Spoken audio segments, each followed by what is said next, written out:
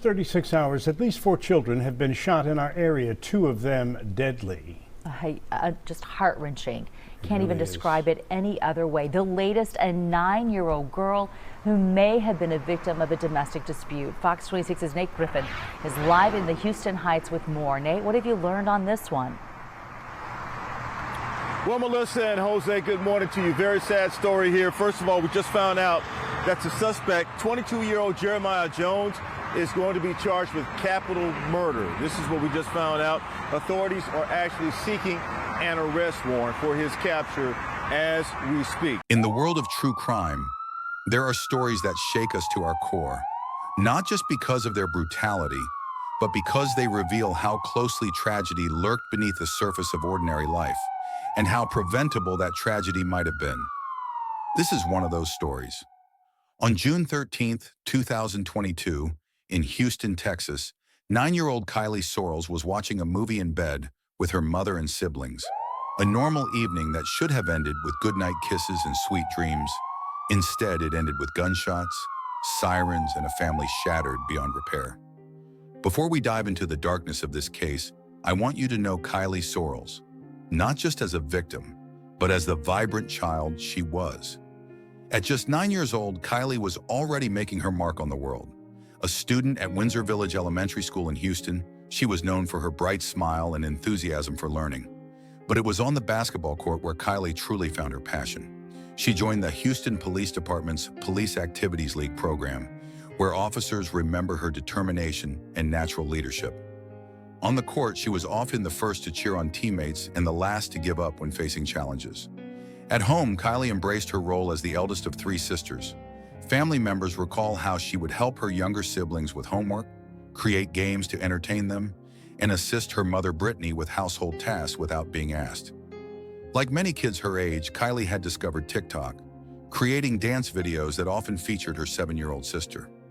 Those videos, preserved on Brittany's phone, capture moments of pure childhood joy, a laughing, silly girl expressing herself through movement and music. The bond between Kylie and her mother Brittany was particularly strong. As a single mother raising 3 girls, Brittany worked tirelessly to provide stability and opportunities for her daughters. Despite financial limitations, she prioritized their education, enrolled Kylie in sports programs, and created a loving home environment. This is what was stolen on that June night. Not just a life, but a future full of potential. To understand how this tragedy unfolded, we need to understand Jeremiah Jones, a man whose history should have raised red flags long before he entered Brittany Sorrels' life. Jones began his involvement with the criminal justice system at just 12 years old. What might have been dismissed as juvenile delinquency was actually the beginning of a pattern that would persist into adulthood. By 2022, at 22 years old, Jones had accumulated an extensive criminal record that demonstrated an escalating pattern of violent behavior. His adult history included evading police in a motor vehicle, making terroristic threats against family members, burglary, theft and trespassing, and possession of a firearm as a felon. These weren't isolated incidents, but a consistent demonstration of disregard for law and safety. The terroristic threats, in particular, indicated a willingness to use intimidation and fear as weapons against those close to him. Court records show that Jones had difficulty complying with legal requirements. He repeatedly violated conditions of previous releases, demonstrating a pattern of non-compliance with court orders. This included violating a protective order filed by another woman before his relationship with Brittany Sorrels began. This history painted a clear picture of an individual who posed significant risk factors for violent behavior, information that was fully available to the criminal justice system through his extensive record. At the time of Kylie's murder, Jeremiah Jones was free on 5 separate bonds in Harris County, Texas. The most recent bond had been granted just 2 weeks before the shooting for a charge of felon in possession of a firearm. This repeated release occurred despite clear evidence that Jones posed an ongoing threat to public safety. His history of violating protective orders alone should have triggered heightened scrutiny of any bond requests. Yet the system continued to process his cases as routine matters. Brittany Sorrels met Jeremiah Jones in August 2021. What began as a seemingly normal relationship would last approximately 8 months. During this period, Jones spent time at Brittany's apartment, where she lived with her 3 daughters, including 9-year-old Kylie. For a time, they functioned as a blended family unit, with Jones occasionally staying over and participating in family activities. However, those who knew Brittany noted that problems emerged relatively early. Friends observed changes in her behavior. She became more withdrawn and seemed anxious when discussing certain aspects of her relationship. Text messages reviewed later by investigators showed Jones exhibited controlling behaviors, including demanding to know Brittany's whereabouts and questioning her interactions with other men. Brittany later told police that Jones began displaying possessive traits several months into their relationship, particularly regarding her phone usage and social contacts. Family members reported that Jones would sometimes take Brittany's phone without permission to check her communications. He also reportedly expressed jealousy over her parenting priorities, complaining that she devoted too much time to her children and not enough to him, a concerning attitude toward a mother prioritizing her young daughters. By April 2022, the relationship had deteriorated to the point where Brittany made the difficult decision to end it. Court documents indicate she told Jones it was over and asked him not to contact her again. The breakup wasn't accepted peacefully. According to Brittany's statements to police, Jones immediately began attempting to maintain control through intimidation. He called and texted repeatedly, often dozens of times in a single day, with messages alternating between pleading for reconciliation and making veiled threats.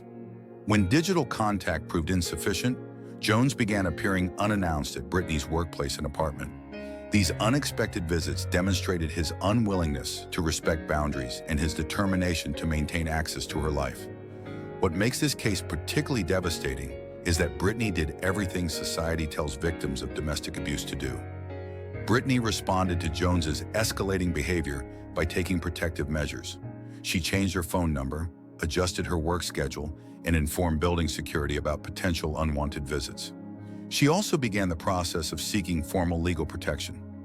1 week before Kylie's murder, the situation reached a dangerous turning point. According to court documents, on or around June 6, 2022, Jones arrived uninvited at Brittany's apartment complex. This wasn't merely an unwelcome visit. Jones came armed. During this confrontation, Jones pulled out a gun and explicitly threatened to kill Brittany. The threat wasn't vague or implied. Witnesses later confirmed to investigators that Jones stated his intentions clearly and directly while brandishing the firearm. Terrified but determined to protect herself and her daughters, Brittany immediately reported the incident to the Houston Police Department. She provided officers with details about Jones's appearance at her home, his possession of a weapon, and the direct death threat. This report was logged and added to her existing file, which already contained documentation of previous threatening behavior. June 13, 2022, began as an ordinary Monday for the Sorrels family. Brittany, 29, had put her 3 daughters, Kylie, 9, and her 2 younger sisters, ages 7 and 1, to bed early. The 4 of them were cuddled together, watching a movie in the main bedroom of their apartment at 404 Oxford Street in Houston. Outside, the summer night was warm, typical for Houston in June. Around 10 p.m., the peaceful family moment was shattered when Jeremiah Jones entered the apartment through the front door, which had been left unlocked. Brittany's cousin had been moving personal belongings in and out of the apartment throughout the day, which is why the door wasn't secured as it normally would have been. According to court documents, Jones moved quickly and purposefully through the apartment. His first action revealed his agitated state. He demanded a television he claimed belonged to him. Without waiting for Brittany's response, he forcefully pulled the TV from the wall mount, damaging both the device and the wall in the process. His focus then shifted. "Give me your phone," he demanded, accusing Brittany of seeing another man. This accusation, unfounded according to Brittany's later statements to police, reflected the jealousy and control issues that had characterized their relationship. Brittany, attempting to de-escalate the situation, handed over her phone. She was acutely aware that her 3 children were in the bedroom, potentially within earshot of the confrontation. Jones and Brittany argued briefly in the front portion of the apartment, with Jones's voice growing increasingly hostile. What happened next would forever alter the Sorrels family. Jones abruptly ended the argument and walked toward the back bedroom where Kylie and her sisters were located. Brittany later told investigators she felt frozen in place, uncertain of Jones's intentions but deeply afraid. Moments later, 2 gunshots rang out from the bedroom. Jones emerged from the room and returned to where Brittany stood. Without speaking, he forced her to the ground at gunpoint. Brittany, now desperately afraid for both her children and herself, found herself staring down the barrel of Jones's gun before he fired, striking her in the shoulder. With Brittany wounded on the floor, Jones fled the apartment, disappearing into the night. Despite her injury and overwhelming fear, Brittany's maternal instinct drove her to action. Clutching her bleeding shoulder, she managed to reach her phone and dial 911. Her frantic call, portions of which were later played during court proceedings, captured the raw horror of the moment. Houston Police Department officers arrived within minutes, followed closely by paramedics. They found Brittany conscious but losing blood from her shoulder wound. In the bedroom, they discovered Kylie with a gunshot wound to her head. Her 2 younger sisters, physically unharmed but deeply traumatized, remained in the room with their gravely injured sister. Both victims were rushed to nearby hospitals. Kylie to Texas Children's Hospital and Brittany to Bentab Hospital. According to court records, medical teams worked frantically to save Kylie, but the gunshot wound to her head had caused catastrophic damage. Despite all efforts, Kylie Sorrels was pronounced dead shortly after arrival. The Houston Police Department immediately identified Jeremiah Jones as the suspect. A citywide alert was issued and Jones was classified as armed and dangerous. On June 14, 2022, less than 24 hours after Kylie's murder, HPD SWAT officers located Jones near Spring, Texas, a suburb north of Houston. They executed a carefully coordinated arrest operation, taking Jones into custody without incident. At the time of his arrest, Jones had a gun in his possession, which was later confirmed through ballistic testing to be the weapon used in the shooting. Jones was charged with capital murder for Kylie's death and aggravated assault for the shooting of Brittany. Given the severity of the charges and his extensive criminal history, Jones was held without bond pending his first court appearance. In the aftermath of Kylie's death, her grandmother Tracy Sorrels transformed grief into action. Recognizing the systemic failures that contributed to her granddaughter's death, Tracy began advocating for legislative change that would become known as Kylie's Law. The proposed legislation focuses on 3 key areas: enhancing the response to threats of violence, improving information sharing between agencies, strengthening enforcement of protective orders. Tracy's advocacy is based on a simple but powerful premise. If authorities had responded differently to Jones's June 6 gun threat, Kylie might still be alive today. She called 911.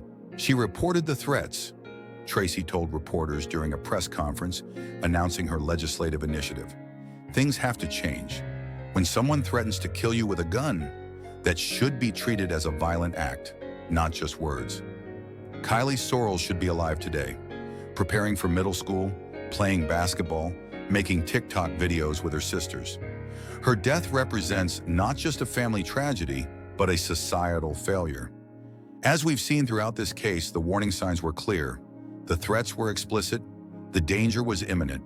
Yet our systems failed to connect these dots before tragedy struck. If this story has affected you, please take action. Support organizations working to prevent domestic violence and protect children from harm. Learn about legislative efforts like Kylie's Law in your own community. The most fitting memorial for Kylie isn't flowers or teddy bears. It's creating systems that protect the next child in danger. Thank you for watching True Crime Journal. If you found this story important, please subscribe to our channel and share this video. Together, we can turn these tragedies into catalysts for change. Remember, the truth matters, the victims matter, and what we do with these stories matters most of all.